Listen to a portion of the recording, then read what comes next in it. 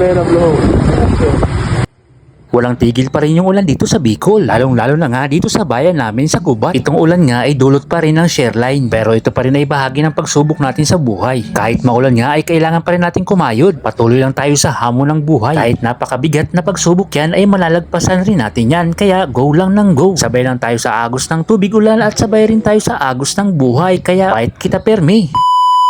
Mga bossing, for today's video, panibagong araw na naman nga ito ng paghahanap buhay natin. Pero bago ang lahat, babatiin ko muna kayo ng isang matagumpay na araw. Dating gawi, gumising na naman nga ako ng maaga para ihanda ang mga sangkap na kakailanganin ko sa pagluluto. Kahit nga medyo nahihirapan kami sa sitwasyon ngayon, nakikipagsapalaran talaga kami mga bossing. Kasi nga po sa kanting kami ng school nagtitinda. Minsan kasi nahihirapan kami magdesisyon kung magluluto ba kami o hindi. Dahil nga sa panahon ngayon, maulan talaga mga bossing. Hindi rin kasi namin hawak yung sitwasyon kung magsususpended ba ng klase or hindi. Kaya sa pang-araw-araw talaga ay nahihirapan din kami magdesisyon. Ilang beses na rin kasi kami nagkamali ng desisyon. Nagluto kami ng maaga tapos at nakapag-display na kami ng mga paninda sa kantin. Pagdating ng oras ay nagkansela rin ng klase dahil nga sa sama ng panahon. Wala rin po kami magagawa kundi tanggapin na lang ang mga pangyayari. Kapag ganun nga ang nangyayari sa amin. Minsan nag-display kami ng paninda namin sa sentro lang ng Gubat. Tapos yung iba ay pinamimigay na lang talaga namin para hindi po masayang kahit nga po nalugi kami. Ganun talaga kapag ang negosyo mo ay pagkain. May mga pagkakataon talaga na binibigyan tayo ng mga pagsubok. Pero hindi naman po ako nagpapatinag dyan mga bossing dahil sinusubukan lang talaga tayo ng Diyos para maging matatag tayo sa buhay